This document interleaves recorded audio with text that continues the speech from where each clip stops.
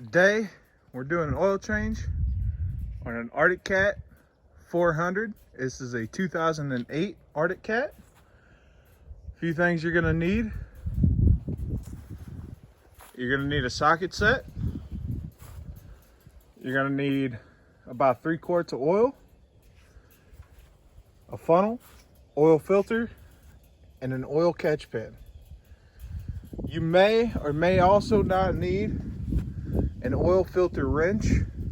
I will let you guys know if I need to use one or not. If this was just put on hand tight, I shouldn't need one, but we'll get into it, guys. Let's go. So one of the things I like to do when I'm doing an oil change is I like to be able to let air into the motor.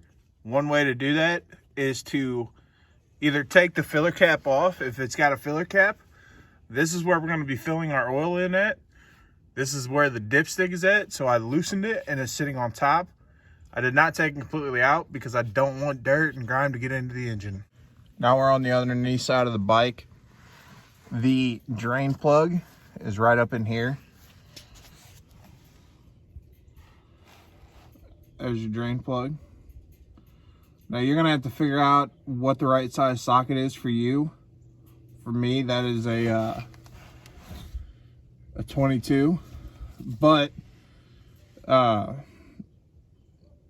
everyone, they shouldn't be different, but they might be. So definitely check to make sure you have the right size socket on that bolt.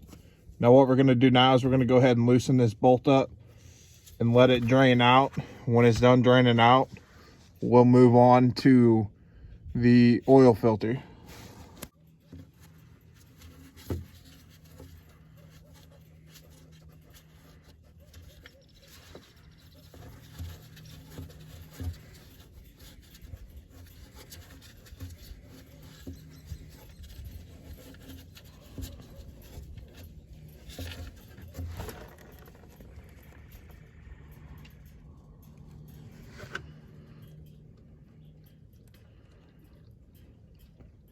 Also, I want to note, I did let the four-wheeler idle for a few minutes to kind of thin up the oil and let the most of it that I can drain out of here.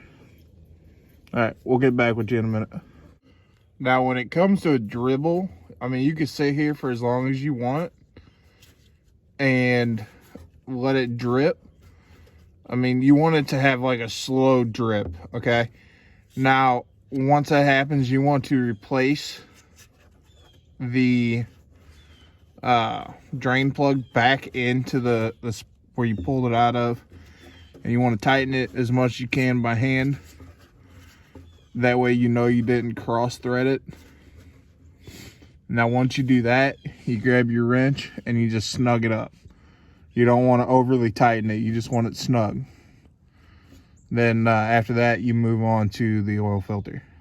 Next thing we're gonna do is we're gonna take this oil filter off, put a new one on. Mine's on there tight. I'm gonna use some oil filter pliers to get mine off, but you shouldn't need them. If you do, you can buy them fairly cheap, keep them around, buy you a good pair. Now that we got the old oil filter off, it's time to put it on the new oil filter. I got on Fram's website and I looked it up, and it pointed me to the Fram PH 6018. Now AutoZone didn't have that. Clearly, as you can see, you can look right there.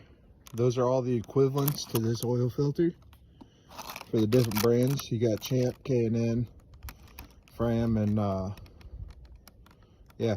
Anyway, so the next thing we got to do is we got to put some fresh oil on that gasket there,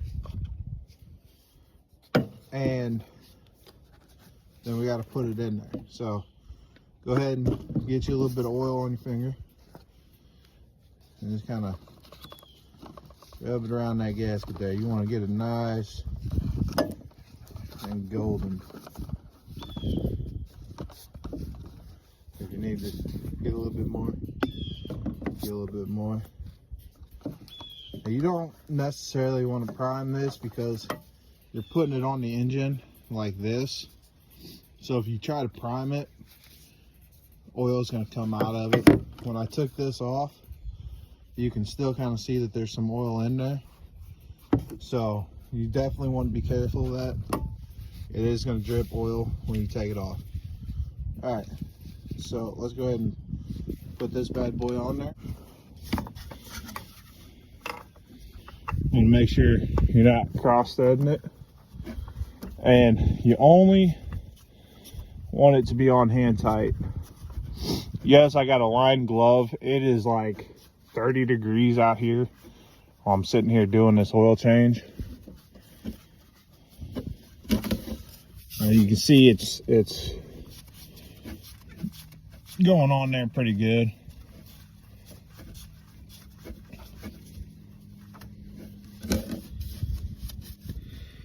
It's all coated in oil right now. Like I said, you only want it hand tight. I had to use a pair of oil filter pliers to get the old filter off because it was on there super tight, and I couldn't get it off without using the pliers. Also, you can see that there's oil down there. I'm going to take a towel and kind of clean that up the best I can. I'm not going to leave it there for it to drip through that hole.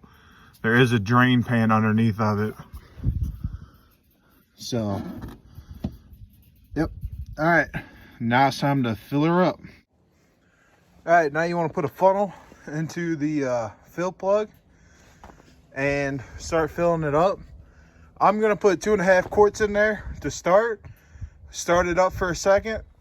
Let the oil kind of run through the system and then check it and then add more if needed. All right, get back to, I'm not gonna do all this on camera because that filter is just kind of sitting there. The tube isn't quite long enough, but make sure you're using a clean filter too. You don't want any dirt and contaminants getting into that. So, all right. I'm gonna go ahead and fill this up and then I'll get back with you guys again. So it takes about 3 quarts of oil to bring it up to the fill line on the dipstick there. Once you get the oil full, you check it, you let it run a little bit because it's gonna run oil into the filter, and then you check it again, and when it comes up to the full mark on the dipstick, you're good to go. Clean up your mess, dispose of your oil properly. Y'all have a good day.